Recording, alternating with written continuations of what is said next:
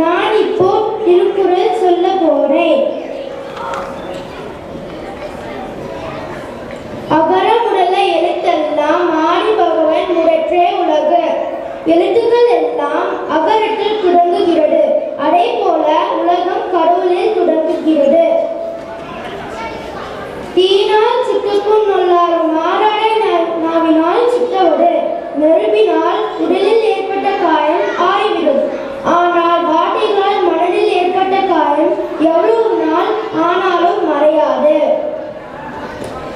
பிறவி பெருங்கடல் நீண்டவர் நீண்டார் இறைவன் அடி சேராரார். கடவுளின் பாடம் சேர்ந்தவர்கள் பிறவியாகிய பெரிய கடலை நீந்தி கடப்பார். ஆனால் மற்றவர் நீந்தி கடக்க மாட்டார். செயற்கரிய செய்வார் பெரியர், சிறியர் செயற்கரிய செய்கலாகார்.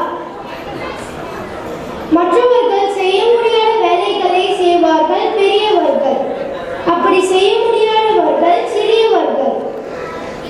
அழுக்காறு அவா வெகுளி இன்னாச்சொல் நாங்கும் இழுக்கா என்றது அறம். பொறாமை பேராசை கோபம் புண்படுத்தும் சொல். இந்த நான்கும் அறவழியில் செல்வதற்கு தடையானவை.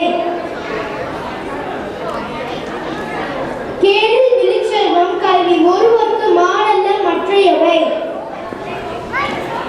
ஒருவனுக்கு அழியாத செல்வம் கல்வி. கல்வி தவிர வேற பொருட்கள் செல்வம் அல்ல.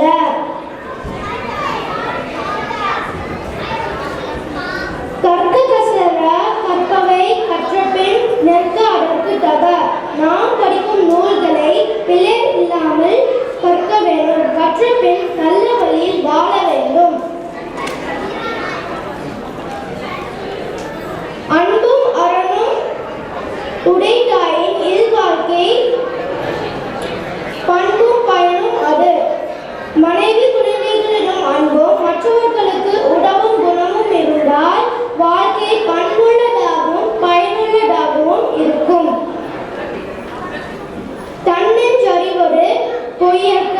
பொய்த்த பெண் தன்னெஞ்சு தன்னை சுரும். மனசாட்சிக்கு எதிராக பொய் சொல்லக்கூடாது. அப்படி சொன்னால் சொன்னவரின் மனமே அவரை தண்டிக்கும்.